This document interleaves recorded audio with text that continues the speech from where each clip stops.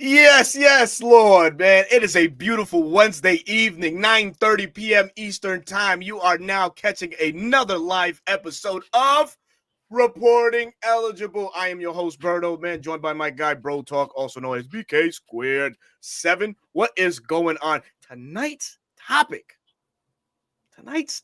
we talk about defense. Cool ass Dre, what's going on?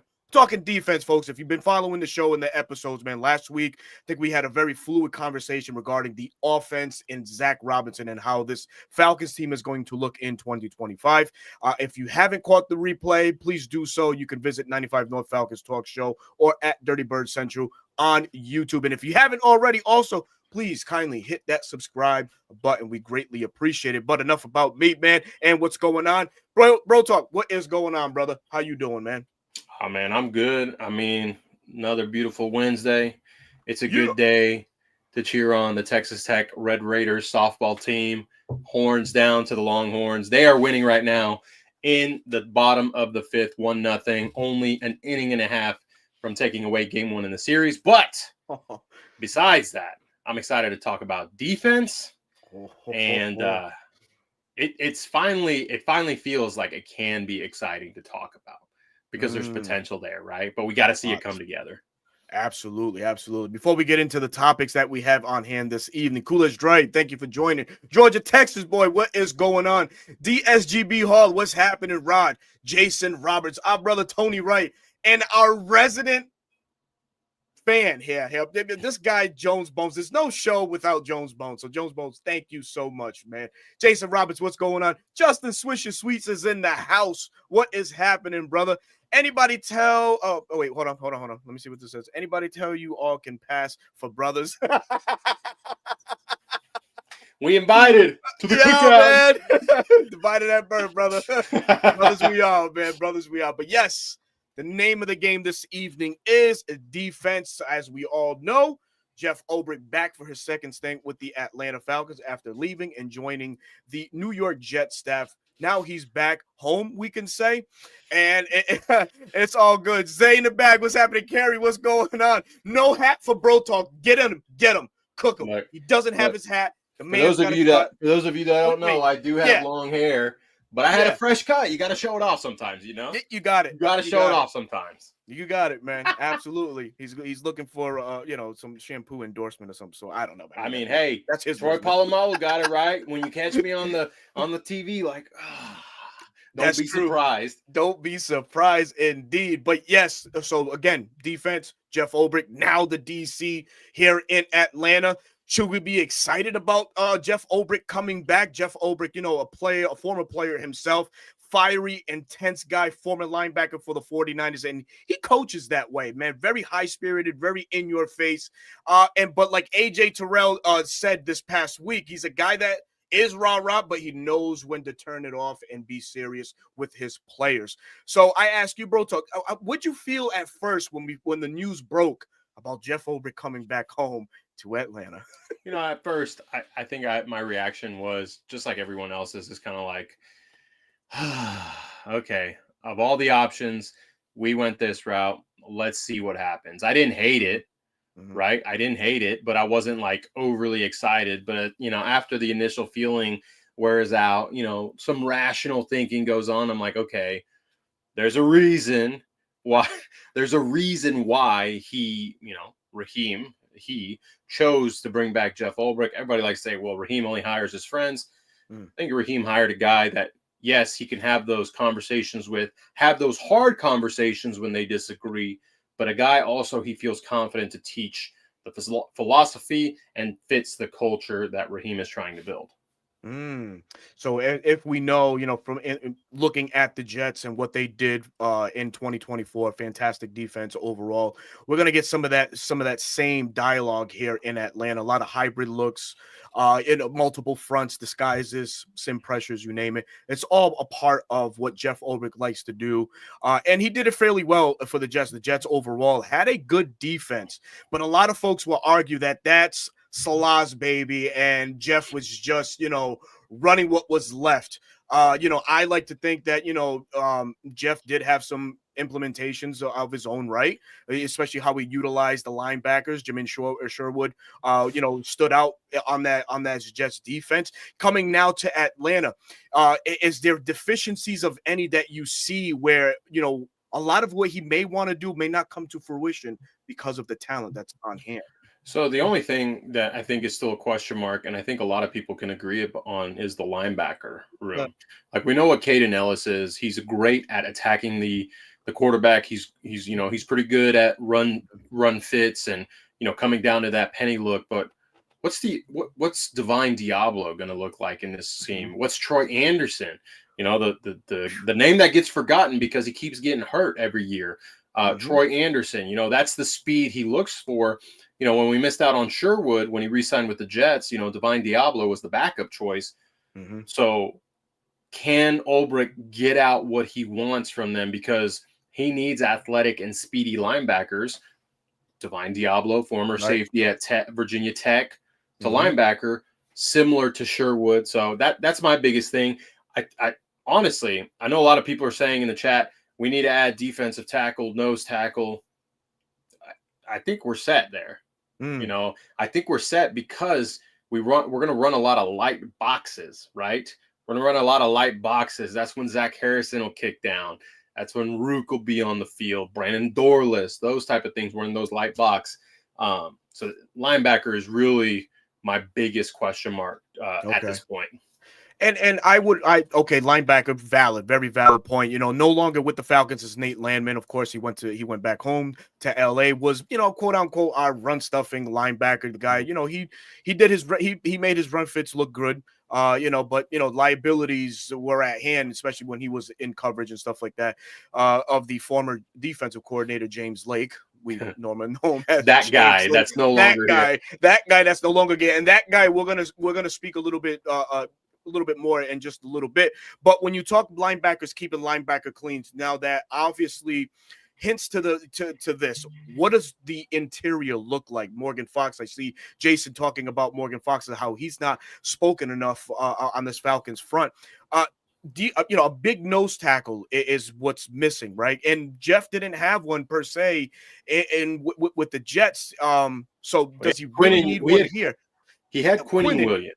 Yeah, so 6'4" guy, Yep. But besides Quinnen, it was just a bunch of guys, right? Javon Kinlaw is, a first-round bust that's become a journeyman throughout the league. So he really hasn't had that dominant defensive tackle that maybe, Raheem was used to, right? He had the greatest defensive tackle of all time in LA. Yeah, right. The guy that Gerard Verse says can't keep up with him. Good luck to Gerard Verse. Good luck, kiddo. Good luck to Gerard Verse. But anyways, so they're accustomed to playing with guys that maybe aren't at the elite status, but can do what they're asking them to do. And, you pair him with Nate Ollie, who comes from a D'Amico Ryans tree, learning under him, having guys like Danico Autry, Sheldon Rankins, who was there for a little bit, Landon Collins, Alfred Collins, maybe. Alfred Collins. Yeah, Alfred Collins. And then, Will Anderson and Daniil Hunter. So, he's had talent there, but he got to learn. He got to pick the brain of D'Amico Ryans. So then you pair, Jeff Ulbrich, Nate Ollie, what they've learned, you marry that together, you can get good results even if the name doesn't scream off the paper, right? Yeah. Someone sees Rook Oro on the paper, they're like, okay, second round guy, didn't really do much, meh. But, being such a raw player, there's the potential of Nate Ollie getting the best out of him and him being on the cusp of being a Pro Bowl. I'm not saying that's what's going to happen, but you have that potential, right? So my thing is still like I feel like we still need a bigger presence in the middle, and it's just because I think that with the lighter boxes, as you talk about, they're susceptible to blocks, double blocks, whams, power blocks, and things of that nature. That essentially you get linemen to the second level where we're dead to rights by trade, because it's light linebackers that we also showcase as well. We can't we can't put all our eggs in one basket with Troy Anderson because we don't know what his availability is going to be. Like you mentioned earlier, we don't know what Divine Diablo is going to look like on this defense. So I think it's essential still for me. So if there was still an offseason move to be made, I think, bringing in just a bigger body to keep these guys clean, keep them right where they need to be, allow them to, hit their gaps, their lanes to make tackles and stuff like that. Now, last year, Falcons had a decent run defense. I believe they ranked 15th in the league, only allowing 120 yards per game in that aspect with the talent that we had last year. Now, obviously, we've had an influx of talent via free agency and the draft. The one big minus is, of course, fan favorite Grady Jarrett no longer with the Falcons, but David Onyemata is still here. Contavious Street was re-signed. Taquan Graham is here. Obviously, like Jason mentioned, Morgan Fox is here. So that at all doesn't really concern you, correct? In any way? No. And again, it's not like, don't get it twisted. I'm not saying like we have talent through the roof, because there is going to be a talent gap, comparing the Falcons to other teams, right? I think the coaching is what's really going to help elevate players. Good coaching can help minimize, player deficiencies. And yeah, Lakel London, I didn't realize, put on about 20 pounds. I got to see this. I haven't seen it yet. Look, me and you have talked. Lakel London, when he was on the team, he's not this stud. He's not this Pro Bowl guy. But he is a guy that will go in there and do the nitty-gritty stuff that can give you a flash here or two, or take on double teams and keep the linebackers clean. To see him put on weight now, I like you, I want to see him move, right? Yeah. Is the 20 pounds slowing him down? Or is he still have a good step, great punch, things like that, and can, shoot his gap, whatever that may be? Hold on. Rod, stop. You're living in 2016. You're living in 2016. Stop. But, Georgia Texas boy also says Simeon Barrow in OTAs. Now, it is OTAs. He was reported to be running with the first team, right? First team, yeah. He's an undrafted guy. So can he make the team? Honestly, I don't see why not. Personally, I could see him beating out someone like Contavious Street. Exactly. He could beat out Lakel London. And you know what? At this point, you got to put the best guys on your roster, right? You got to put the best guys on your roster. And if it's Simeon Barrow, yeah, do it. This kid's RAS score, relatively athletic score, was a 9.9, I think it was, something like that, coming out of Miami, which is insane for a defensive tackle. And for some of the threads that I've read and stuff like that, it's like, wow, man, the fact that this kid went undrafted is crazy, because value is there with Simon Barrow from University of Miami. Lucky that the Falcons do have him. Yep, the U. And yeah, hopefully, he can he can carve out some playing time, man. Like you mentioned, Contavious Street is not a lock, man. Can Simeon Barrow come in and steal some of his playing time? I absolutely think that he can. Our brother Damsky is in the house. Our resident DC is in the building. All is good, brother. All is good. I will say, for Damsky to be here in the chat, that should mean something. He's a busy man right now. Sure is. He's running around doing 7-on-7s, coaching his son. Oh yeah. Hey. Thank you, Damsky. Man. Yeah, shout out Damsky. Absolutely, man. So, we covered a little bit about interior defensive line work. Brandon Dorlus, Zach Harrison. Yep. Nate Ollie spoke highly of both of them, and actually spoke on how they're going to be featured in this defense. The big edge, or the big defensive end. As we all know, Brandon Dorlus, they believe he's like 6'3", 300 pounds, 300 plus pounds. Zach Harrison goes back into his natural fit, drafted out of Ohio some years ago as the defensive end, 6'4", 6'5", 300, 200 plus pounds. It's a guy that they asked to put on some weight last year, and it really didn't come to fruition. We did see spurts, but now he's moving back into his natural alignment. I see success in this bookend situation here. I think these are two guys that can criminally just crash the goddamn interior, or the tackles, just be that consistent force to make life easier for guys like Morgan Fox, because I know he's going to kick, in some passing situation. He's gonna kick in. This is a kid that has had a 50%, 50% of his pass rush win weights last year, so that's amazing. And you pair him with Rook, you got something going on there. But real quick, if you want to talk on Zach Harrison and Brandon Dolan, how they're going to be implemented with Jeff Ulbrich. Yeah, the good thing with them, on our big front is you're not going to be able to move them. Honestly, Zach Harrison, last year, I mean, inside guards were in hell, right? Because he was constantly pushing them back. And I think offensive tackles, maybe besides Trent Williams or Penei Sewell, maybe a Lane Johnson, the elite guys, he's going to give problems to offensive tackles. And both Brandon and him playing the edge in college, they can rush off the edge too. So it's not just like, oh, we're going to put them on the edge to secure it and make sure they don't get reached because they're big bodies. No, they can rush the passer if it's a play action pass or whatever the offense is running against them. But the good thing is Zach, I believe, now I haven't seen any reports say differently, he still has the weight that he gained, he does. Can kick in. And then you put on the speedier guys on the outside, Leonard Floyd, Arnold Ebiketie, James Pierce Jr., Jalen Walker. Yes. That will create havoc in itself. And regardless who gets the sack, right, the play is going to be disrupted. Exactly. And good things can happen, right? Especially when you have a bunch of ball hawks in the secondary. Right. And secondary is right, which I have a question for you in a little bit. But speaking about guys that can get after it, that's exactly the mentality that was, asserted through the draft, free agency, just the culture, the mindset that Raheem and Nate Ollie and Jeff Ulbrich are trying to instill with that lane is attack, so it can result into sacks.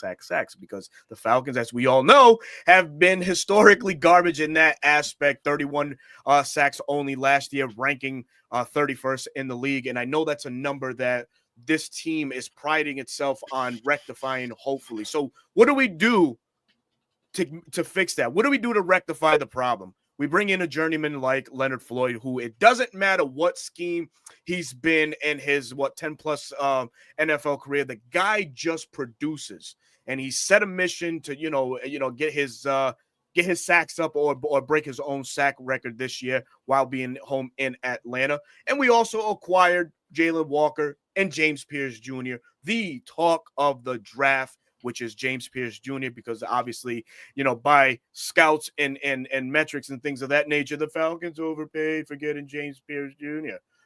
Miss me with that bullshit, man. And, of course, the board fell the way that it did, landed us Jalen Walker, a.k.a. Micah Parsons Jr., a.k.a. many of things, but it is yet to be known how Atlanta's going to utilize him. There's talks, there's plans.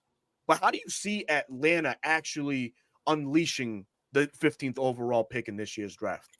So I think he's going to start, right? Whether that's the Sam, the Will, the Jack, the terminology varies by scheme. It could vary differently, now that Ulbrich is, the play caller, right? Or they can keep Raheem's scheme or terminology. But he's going to play the edge. And I think they've been very adamant. He is going to be an edge guy. Rundowns, he's an edge guy. Passing down, he's rushing the passer. Could you see something later in the year where maybe he doesn't rush and he's spying like a speedier running or not a speedier quarterback that can maybe escape the pocket? Sure.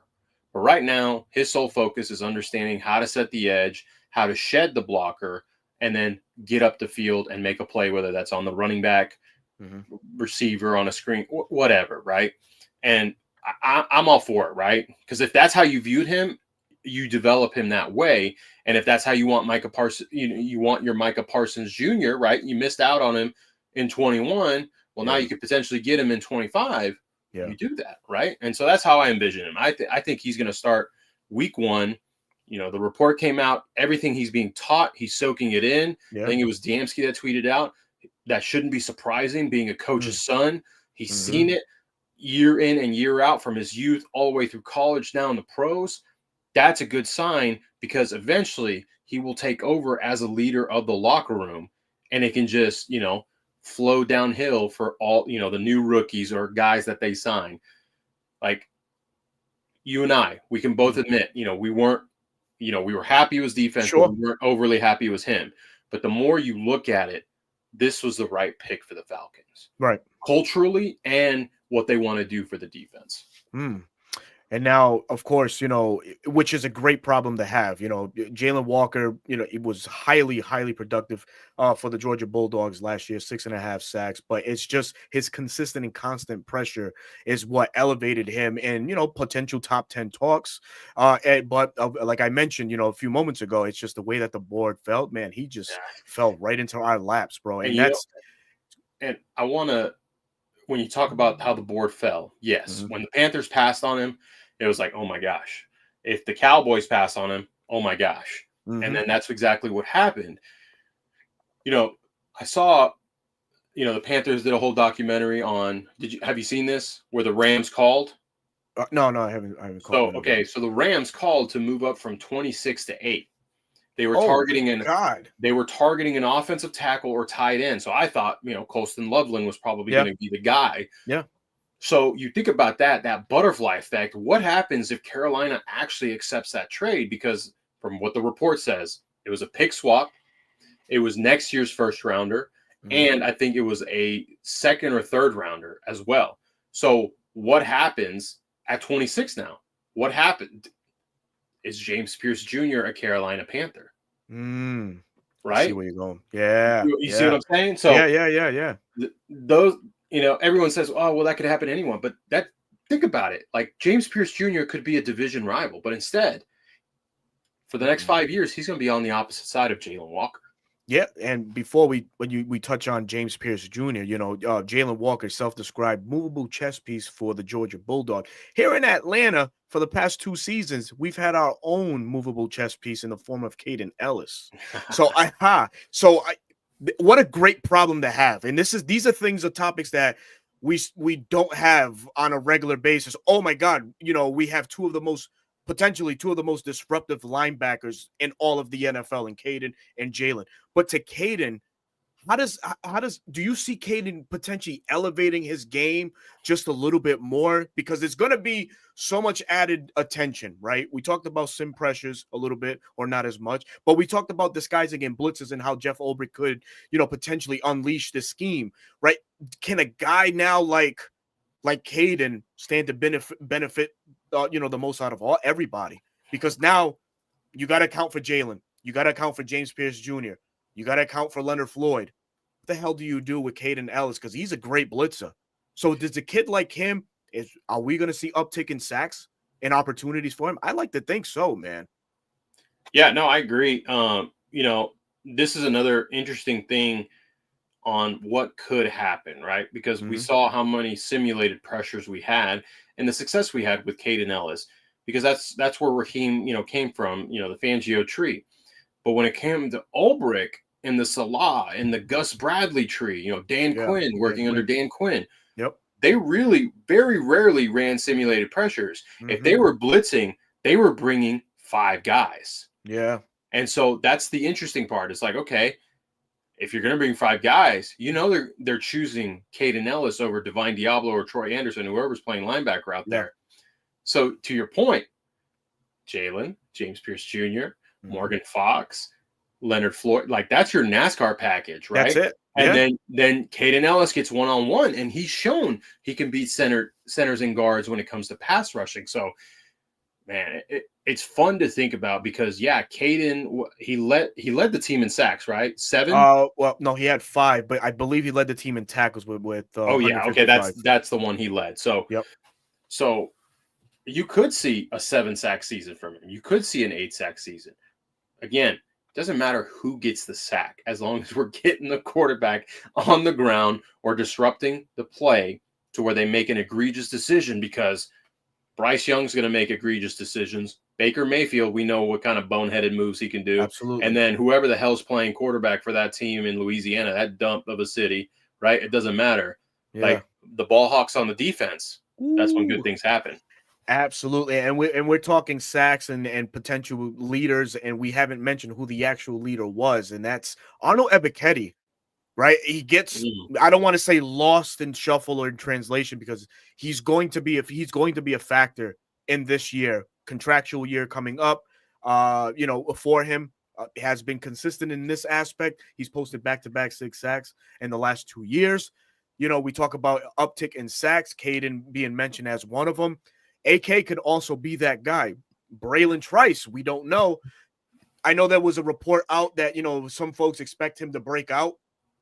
So it could be wishful thinking.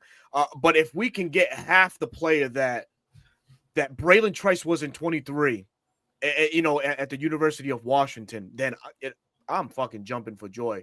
This would be the starting lineup in a rotation that Leonard Floyd was talking about when you're building pass rush. We would have them coming from all angles and everywhere, man. Yeah, and much to what you said, you got to temper. Yeah, right. Jimmy Pond. That's a great nickname. Shout out Southside Ricky, man. So the thing, where is that going? That threw me off. Trice. Okay, Trice. Mm-hmm. People got to temper their expectations. He's coming off a serious knee injury. Sure, it's been almost a year since it happened, longer than what the normal timeline is for an ACL, rehab. But at the same time, mental with players, it's going to take them a while to really push off and really get going. So don't expect if we get 6 sacks from him, hey, phenomenal year from him. Take it. 2 to 4, I think, is like more realistic. Maybe 50% of the snaps that he would normally see. Ease him back in, right? You've got plenty of guys on the edge. There's no need to rush him in. Yeah. If you see potential there in development, because everyone watched the Washington versus Texas game where he really, he was everywhere. Right? Quinn Ewers didn't know what to do. Quinn Ewers was in hell against him, right? Mm-hmm. Who was the right tackle? Was that the guy that New Orleans drafted? No, it wasn't. Hooray. No, I was going to say. Yeah, it wasn't. It wasn't. Oh, man. It wasn't. But, if we can get that player the following year, then, man, that's going to be a scary, scary rotation. Yeah, I mean, and just to look, right, and just to even think, we get Braylon to possibly bounce back this year, but more towards the year after, right? So we're looking at 2026 to hopefully see the full potential of what Braylon Trice had to offer. You look at what he did in college. He was the nation's leader in pressures, and then Brandon Dorlus was another guy that for the interior in that year in 23 led the nation in interior from the inside at Oregon. So, and then to couple that with guys like James Pierce Jr., who we're going to talk about now, and Jalen Walker, it's a pressure package. And that's exactly the model in the NFL, man. Get guys that can get after it, move the quarterback out of their spot, and that's so fabulous where irrational decisions is where things start coming into play. But James Pierce Jr., drafted 26 by the Atlanta Falcons, as we all know, in a trade back with the Rams. And everybody was like, what the hell are they doing? They're going after it. They want to fix this problem, and that's the Falcons' way of being aggressive. Can't blame the organization. We did it the year prior, right? What are they doing? Now look at us, right? A year later, the media's, hey, the Falcons were genius. Everybody needs to follow that model. Right? Yeah, and early reports, have been good. Student of the game. He's taking everything in. And even AJ was saying in an interview, like, that's a kid that knows how to turn it on and turn it off. Like, he knows when to be serious, and he knows, basically he's a mature kid, coming into the NFL already, which is fucking phenomenal. Mm-hmm. But to James Pierce, the type of impact, right, that he could potentially have, I felt as though I thought that we were getting, now follow me here, a Cliff Averill style defensive end for this team. If we all remember, Cliff Averill was good at pass rushing and setting the edge, run stopping, because that's a trait that a lot of people don't value enough about James Pierce Jr. He's a guy that, for his thin frame, can get skinny and in between tackles and disrupt the play. Mm-hmm. So I ask you, what do you see, or how do you see James Pierce impacting in year one? What's your expectation for James Pierce? I think the expectation, I don't think he starts off like Jalen Walker right away, because he signed Leonard Floyd, right? Yep. And man, it's hard not to look at him and be like, wow, they're like carbon copies, right? It's Leonard Floyd, who he was when he came into the league, but James Pierce Jr. is a better prospect, and I think he can win the starting spot towards the end of the year. But I think he's going to be more of like key pass down situations, right? Key pass down situations where you can just tell him, hey, go get him, and he can just pin his ears back and go.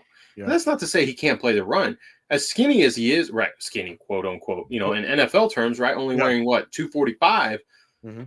If he bulks up to 250, he can anchor down. Like, he is hard to move. He is. And I've seen clips of Tyler Booker, right? The Cowboys offensive guard, not able to move him. Like, he has power, right? A lot of people are like, oh, he doesn't have bend. I was one of those people, man. It's like, man, it's hard to overlook a pass rusher that doesn't have any bend. But guess what?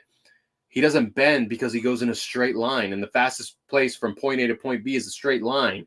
And that's what James Pierce Jr. does. And that's what makes it exciting. So for expectations, if you want to talk about statistics, 4 to 6 sacks. 4 to 6 sacks. If he hits double digits, oh my God. Boy. Oh my God. Same thing goes for Jalen Walker. 4 to 6 sacks. Anything more than that is like, okay, we've got a guy here. Like, we already think we have a guy here, but like, okay, yeah, what we saw is real. Yeah. I mean, I've always preached this, man. The sacks, in terms of sacks, right? I like quantity over quality. Like, quality being that one alpha dog that is going to get you that 10 plus sacks year in and year out. I'd rather take them in that regard over in quantity. Guys that can give you 4 to 6 sacks consistently and eventually grow, into their own, and maybe they can turn into that alpha dog. So for now, I think this Falcons defense really is shaping up to be in that 4 to 6 sack plateau for a lot of its guys. And that's a good problem to have. And yes, Jared Verse, listen, man, won defensive rookie of the year for 4.5 sacks, but it's all the underlying work that man did. The pressures. He was a disruptive force. I think he was 3rd in the league as a rookie in pressures. Absolutely was, man. Absolutely was. And can Atlanta do that with James Pierce or Jalen Walker in short? Hell yes, they can. Sure, yeah. Absolutely they can, right? So what's stopping them? Christy Lewis, what's going on, Ladybirds at AFN? Make sure you guys tune in to Christy Lewis, Maggie, and the rest of the gang on YouTube, man. Make sure you also hit that subscribe button for Christy Lewis and AFN Ladybirds. Here's a good point from Bones. The snap count is going to be key because he's right. Ulbrich light the basketball rotation, right? Sure. Keep them fresh, right? Keep them rotating, because guess what? The offensive line stays in the whole time. Defensive line doesn't. They get to go on the sideline, get a breather, drink some Gatorade, stretch out, whatever, and they just keep going. But you got it, Christy. You keep them fresh so they can keep attacking. So that will be interesting to see, and I think we won't really get to see it. Probably get a small idea in training camp, but you really won't see it until preseason. Yeah, man. I think, this defense overall is shaping up to be a good problem to have. And it's been very seldom that we've been saying or seeing good defenses. There is one defense but I'll do that one as the ending argument. And it comes from Ryan Nielsen. It's a stat that I think we need to pay close attention to for success in 2025. But going down still with the defense, man, now we got to talk secondary, man. We got to talk secondary. And low-key, I feel like the secondary for this team regressed a shit ton last year under him, that guy. Acquisitions of Jimmy Pond. Yeah, Jimmy Pond. The acquisition of Justin Simmons proved to be absolutely nothing, right? He just looked like a fish out of water in some of the games, and the communication wasn't there. But how do the Falcons rebound in that aspect, right? What do? They acquire Xavier Watts. They bring in Billy Bowman as well, re-sign Mike Hughes, re-sign D. Alfred. So for me personally, man, I feel like this could be the strength of this 2025 Falcons ball club is the secondary. I feel like, right? Why do I feel that? Of course, we all know what Jerry Gray means to this organization, to those guys. Hood, his assistant, same thing. It's now you got guys like AJ who know what to expect from Jeff being here when AJ was drafted, he can give these guys an insider's perspective. Like, all right, listen, this is how he is. This is how he coaches. This is how you need to be ready for this style of defense. Not that, Jeff was running any style beforehand here in Atlanta. He was just he was a positional coach, not the DC per se. But I feel like I really do. I feel like the secondary is the key to this ball club, and it's like a chess piece. With the secondary being A1, everything I feel is gonna fall in line. It's where we can start seeing sacks come, pressures come even more, because these guys all can do an extra tick of a second in coverage. So I don't know.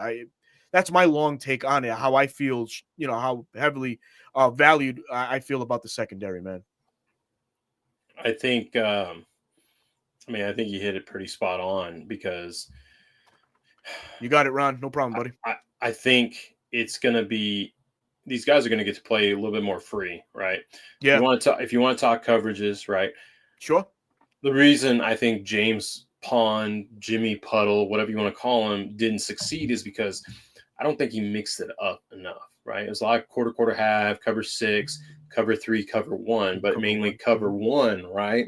When it didn't need to be, right? And then his situational football wasn't there. But with Ulbrich, if he's bringing that Gus Bradley style defense and something that Salah ran, you're going to get a lot more quarters. And I think that's why Justin Simmons signed with us last year, because quarters is a part of the Fangio tree, and he probably thought that's what they were going to do a little bit. You get 2 free roaming safeties in the middle of the field, right? Good things happen, because Justin Simmons was known to have great instincts, understand football, but they were asked to do things that they weren't per se used to, or not the best at, and that's why the defense struggled. Yeah, and I think Ulbrich's going to ultimately put these guys in the best situation possible. A lot of people like to bring up Mike Hughes. Mike Hughes is going to be fine, right? I think so too. He plays better in zone. Honestly, I think he's a little bit better zone corner than AJ. AJ is the man, the lockdown man.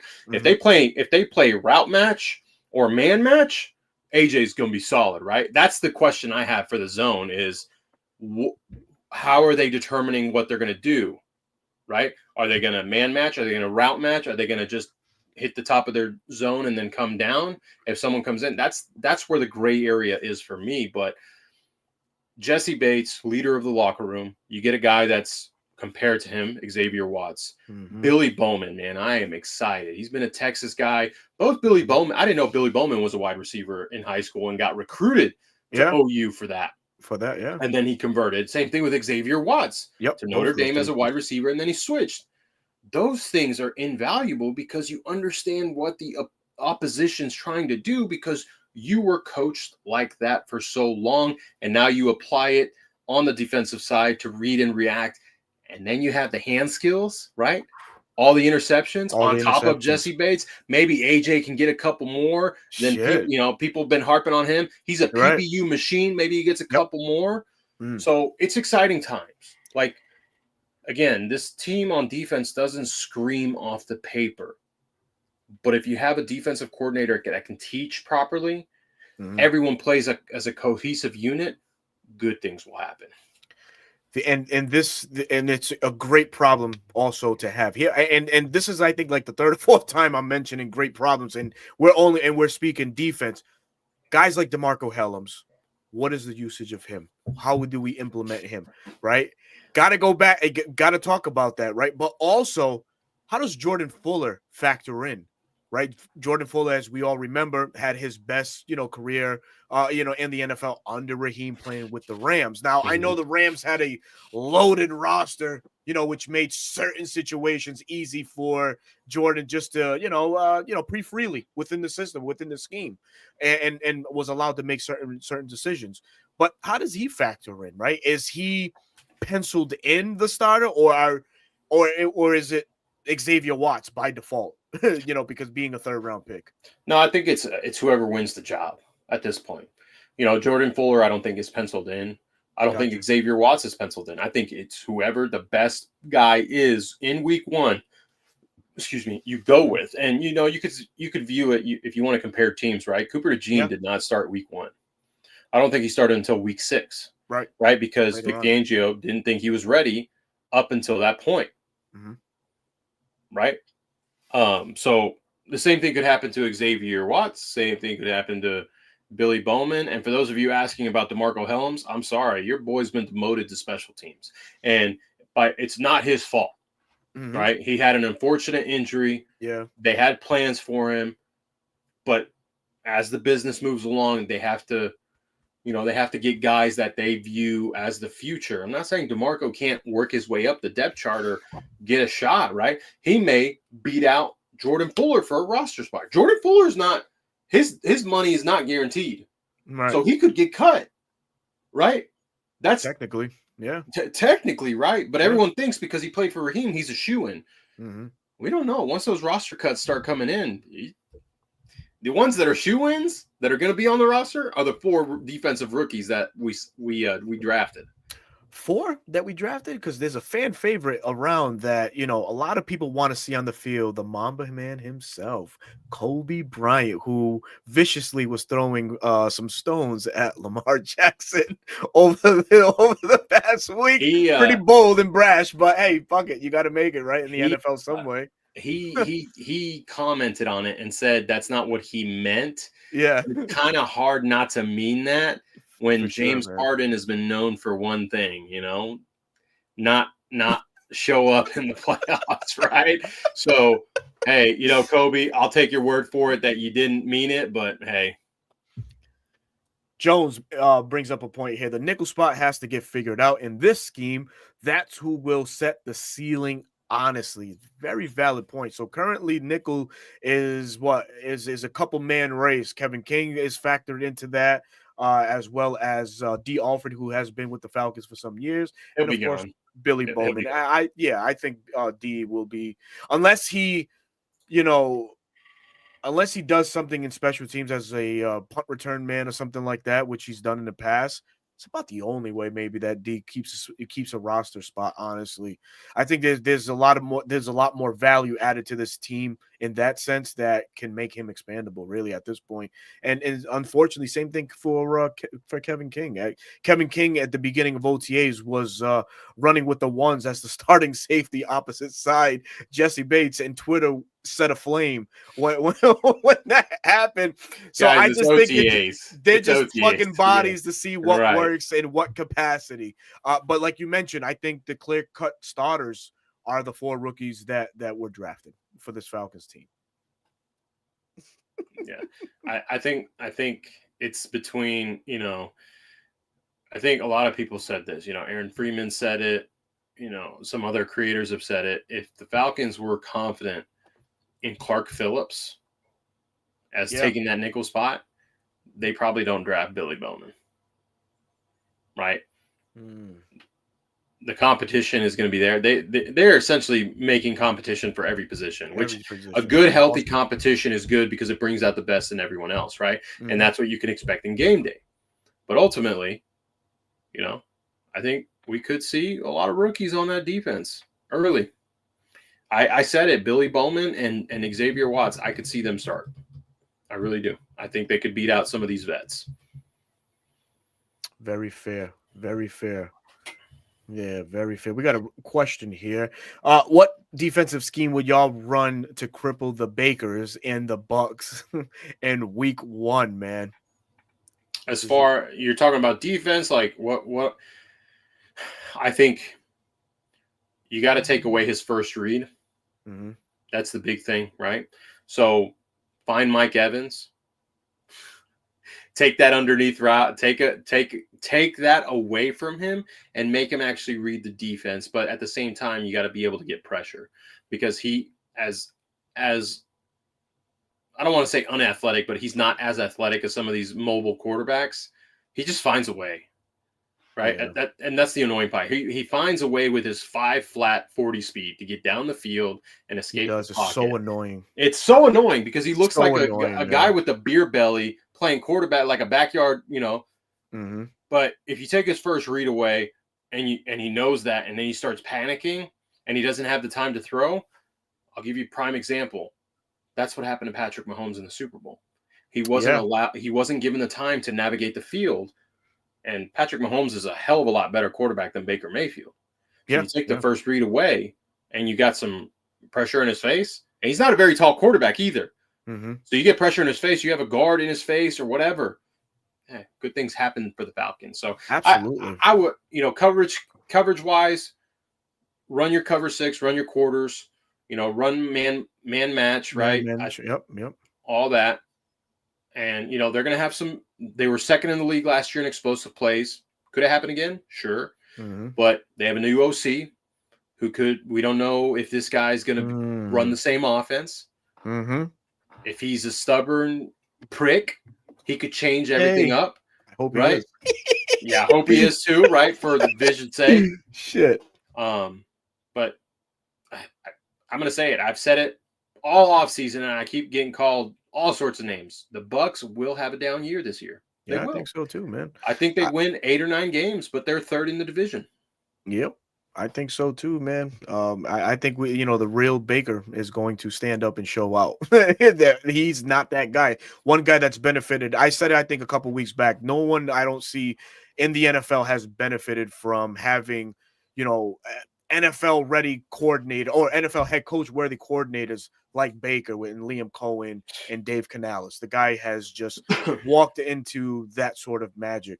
But for me, a 4-2-5 alignment or something like that, or just force Baker to make the irrational reads because he's going into those boneheaded plays. Yep. Yeah, those boneheaded plays. Opportunistic Falcons secondary, and I mean opportunistic because you see AJ and what he's able to do, and the young rooks who know how to take the ball away. So I'll hang my hat on that. I had another one over here. We certainly appreciate everybody joining us this evening, man. Got this up to close to 400 eyes, man. We certainly appreciate you guys taking the time rocking with us. Raphael, what's happening, brother? Long time no see, man. Let's see. Okay. William says, Berto, this reminds me of the 2012-2016 season. I'll go 2016 on this one because you can kind of make the correlation. The rookies that, helped the Falcons in that year, you can make the same argument that the 4 that we drafted this year could potentially do the same exact thing for these Falcons and make the goddamn playoffs finally. But, yep, let's see. Jason Roberts, what do you think Kobe could do for us this season? In short, I don't think anything yet. Anything yet is a good thing. It's a good way to say it. Yeah, I don't think anything yet. After next season, now we're talking. I think, for me, physically, the parents don't want to be judgmental, but I think that he needs to put on a little bit more weight to, just hold the weekly bang that is the NFL game, right? It's a very physical, and he's thin frame. Now, he might look at this and be like, man, this brother's out of his fucking mind. I can play. Then sure, show me on the field that you could do that how you are right now. But in short, not just yet. Yeah, I think he makes the 53. I think he's good enough to do so. Mm-hmm. But this year, if he does make the 53, I think he's going to be a special teams guy that could work and compete for the starting job the following year, right? Mm-hmm. Unless Mike Hughes, just doesn't pan out like they thought, he has a down year or whatever, and then Kobe's thrown in there to potentially have an opportunity. Hey, making the 53 is an accomplishment already as an undrafted guy, and then you work your way. You keep competing, you keep having that chip on your shoulder. So to answer your question, nothing yet. Mm-hmm. Jones brings up a point here. Mike Rutenberg, who is, I believe, the defensive pass game coordinator, he was just hired this year, is low-key interesting hire to me. Curious how much of an impact he will have. And I think he came from the Jets with Jeff Ulbrich, if I'm not mistaken. I think he did too. Hold on. I'm looking it up right now because, yes, he is, yes, in New York. Yep. I think he was the linebackers coach there. So he was Ulbrich's linebackers coach, and now he gets to run the defensive pass game. Yeah. And I'm no expert on I know the offensive side, what they do defensively, how much impact or how much input does he have in coverages? Because Raheem's a defensive guy. Jeff's a defensive guy, right? You have Jerry Gray, who's the defensive backs, assistant, all that stuff. So you have so many chiefs, and it's like, how is it all going to mesh? And that's the thing. And Yeah. I think Jeff, once it figures out, I think Jeff will pretty much say, like, let's all come together, figure it out, and then I'm going to be the one to teach it. I like it. I like it. And if I think this, I don't know how true this metric is, but I believe the Falcons have anywhere from like 37 to 38 coaches on staff. One of the Yeah, teams I think we were like at the top at of, the top, right? Something like that. And coaching matters, right? So hey, the more that we can get, the better, right? Raheem, when he got hired, he mentioned, he likes people that are smarter than him. He wants people around him that are smarter than him. And I think that he's building adequate staff to, help in that regard. and Go ahead. to add to your point, for him to say that, that's key, because that means he doesn't have to worry about, hey, my coaches, they got it down. Now me, I get to look at the big picture, roster construction, going into each and every meeting room and just touching base with everyone, and I'm just managing the team, right? Because that's what all a head coach is, right?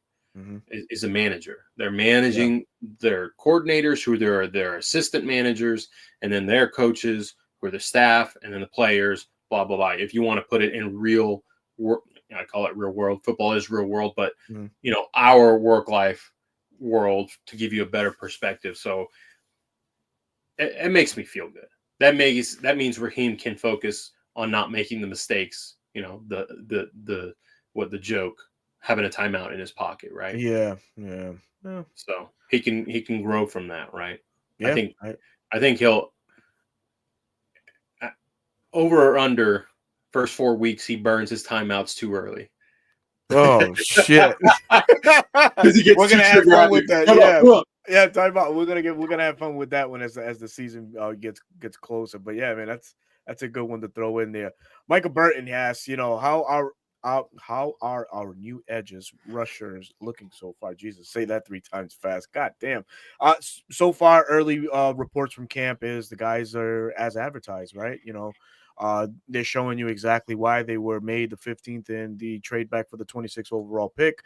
And Pierce, these guys are just soaking it in, but doing great at the same time. So that's all that we can really report. So, bro, as we're closing on the show, which again, another successful episode on reporting eligible, we definitely appreciate everybody and all the eyes on the platforms. Again, like I've mentioned before, please, if this is your first time to either platform, 95 North Falcons Talk Show, or what, wrong one, or So for those of you saying a timeout coach is yeah, needed, there is a position. It's called game management. game management. That's right. That's game management coach, right? And I think Dan Quinn had one during his years in Atlanta, and it's literally a guy keeping an eye on the clock and him radioing down, coach, this is how much time is left. You've got 2 timeouts. Yep. And there's nothing wrong with that, guys. Like, everyone likes to joke about it. There's nothing wrong with that. Hell, Sean Payton hired a guy to pull him back into the sideline. That was his entire job, to avoid a penalty because Sean McVay was on the field during a play. Like, there's nothing wrong with that. I know people like to joke, but just in all seriousness, if Raheem hired that, I know people would joke, but to me, that'd be like, okay, he knows he has an issue and he needs someone to help him out. Yeah. Again, please, there's the platforms, 95 North Falcons Talk Show, and at Dirty Bird Central as well. So, bro, like I mentioned, we'll come in on the closing. I had this conversation with you earlier. Let's address this first. Bill Belichick had a game management coach, and his name was Ernie Adams. There we go, man. Bones dropping knowledge. There you go. Dropping knowledge, man. Unbelievable.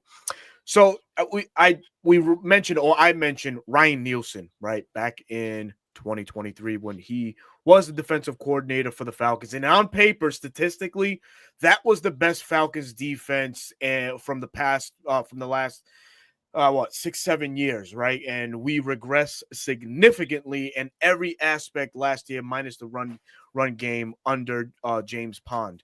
But in 2023, there was a portion of this Falcons defense that I feel wholeheartedly could be a potential challenge for Jeff Ulbrich, and that's our third down defense and our red zone defense. In 2023, under Ryan Nielsen, the Falcons were third and fourth, respectfully, in each category, third down and red zone. And Ryan Nielsen was able to do that with a more veteran-laden team than anything. Bud Dupree, Calais Campbell. At that point, Zach Harrison was just a rookie. Grady was still here. David was in his first year.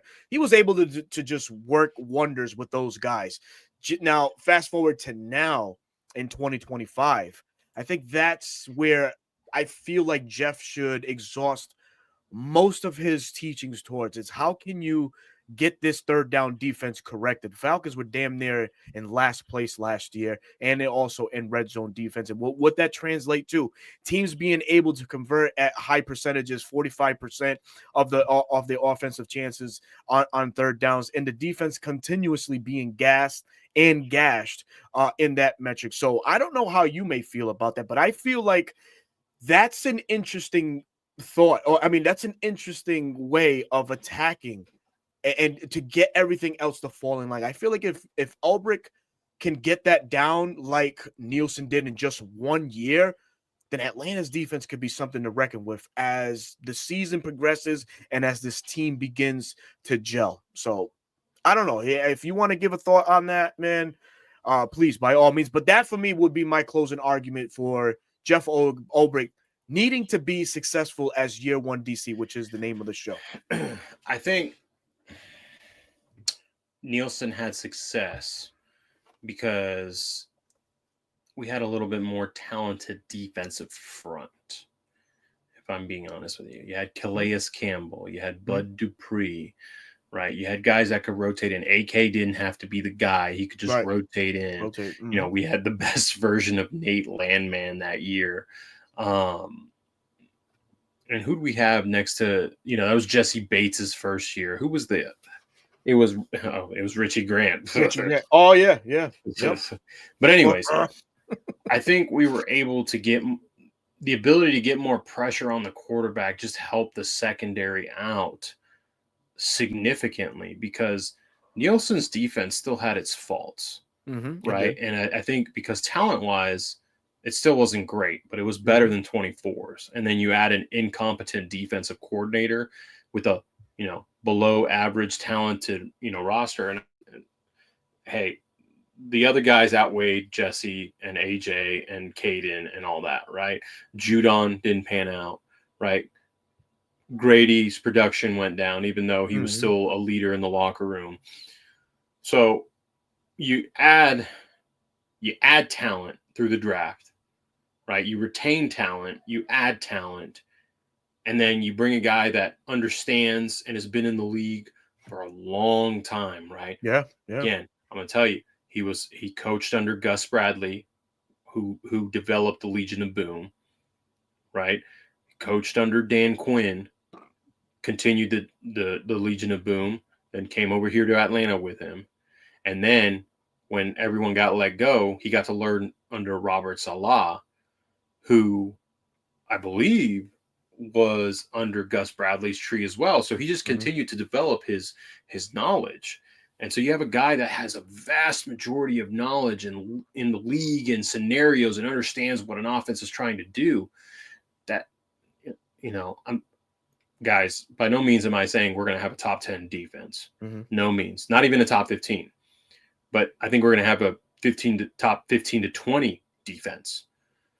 That's how confident I feel with Ulbrich's play calling ability and just the guys, the vast football knowledge guys.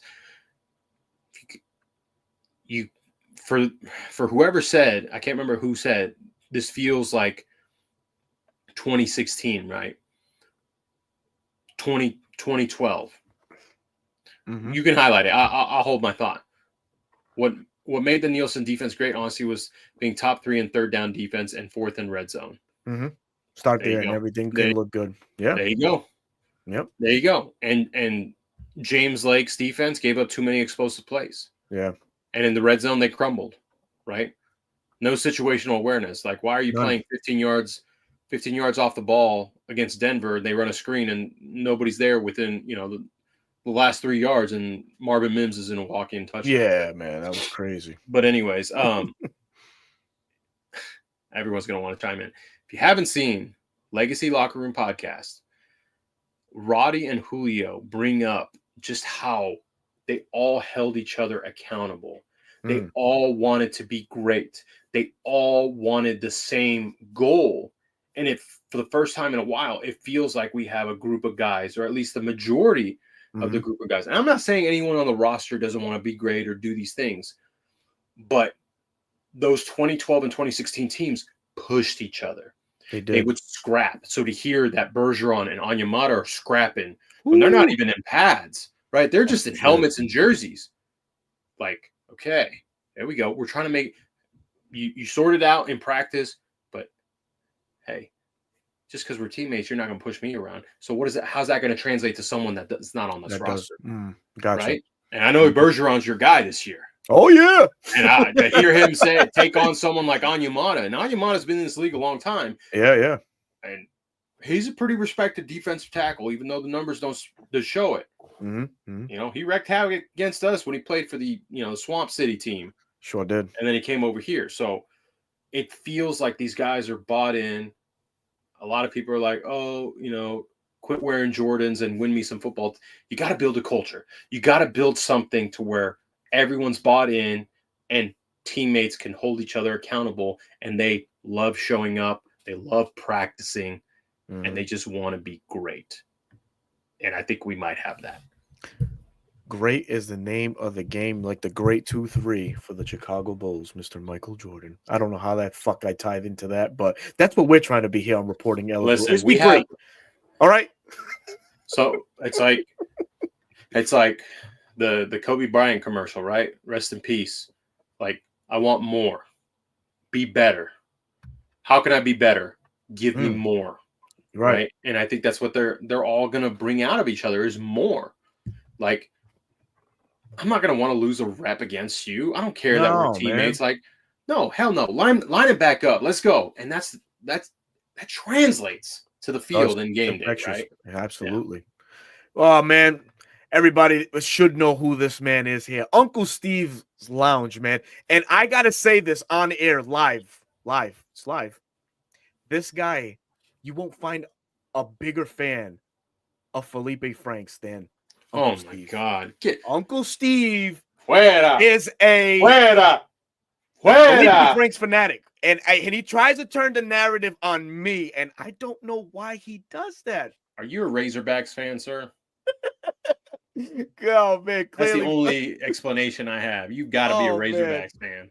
One of the pillars here in this Falcons content community space, man. Uncle Steve's Lounge. Please happily go to Uncle Steve's Lounge on YouTube and hit that subscribe button. Him and Big Low Country have put on back-to-back weeks, man, some excellent content for you guys to enjoy. They were present at OTAs, so they gave a lot of nuggets, a lot of, just thoughtful insights on what was going on and what they saw. So please visit Big Low Country and Big Uncle Steve's Lounge also.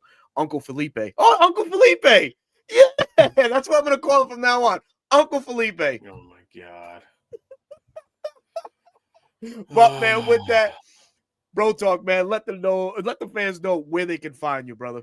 Oh, you already know, at Dirty Bird Central on TikTok and YouTube. Bro talk just texted me and said he want.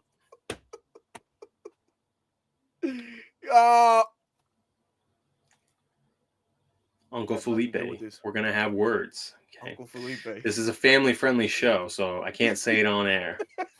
Anyways, at Dirty Bird Central on TikTok, daily NFL content, not just Falcons there. And Dirty Bird Central at YouTube. You like your longer form content or you enjoy your short form content there. It is uploaded there as well. I made a defensive expectations video, and I'll give you guys visuals on that video. I finally recorded it. The editing is in progress, so I'll get that to you guys as soon as I can. And then at BK2 because I continue to drag my feet on Twitter. I haven't changed my handle, and Berto called me out on it. So maybe I got to change it out. Maybe I got to change it this week. I don't know, but you guys know I'm there. I've had a little bit of life changes with my job. So the tweeting isn't as frequent, but I Mhm. still am daily tweeting there. So if you want to comment on something, if you want to get my insight, that's the best place to reach me. Beautiful stuff. I'll keep mine and where I can be found very short and sweet. I like to end the show on just a proud dad moment situation here. But 95 North Falcons talk show on YouTube. Also found on excuse me, Jesus Christ. Bleacher Report every Wednesday, live 6 p.m. Eastern time for Falcons Weekly Topical. But this is parent talk here. I'm sure you know you're a parent of uh, two beautiful girls, three of them, and one little boy. I'm a proud dad of a son and a daughter. My son Alexander, man, 18 years of age, is graduating high school this weekend. And as a proud dad, I know that you're watching, Alex. I just want to tell you from the bottom of my heart, kiddo, I love you. I am fucking proud of you, kid. Sky's the limit, man. And I know you're gonna make us even more proud than what you already have, my mom and myself, man. So congratulations to you, Alex, on your achievements. And I know, man, that this world's not too big for you, man. There's no test that you cannot handle, buddy. And being alongside you, being your dad, man, has been an absolute pleasure and honor to see you grow up the way that you have, buddy. So, Alex, I love you. Congratulations, kiddo. Good And yeah, stuff, man. man. Thank you, and all to Congratulations. all the graduating kids that are College, going high to school, college, high school, whatever. you name it, man. Congratulations to everybody. So with that, we will end the show. Tune in next week for Wednesday. I'm over here fucking thinking different days. Wednesday, 9:30 sharp. Be here. We have some more interesting topics coming on, and from there on, we will see y'all soon, man. Peace.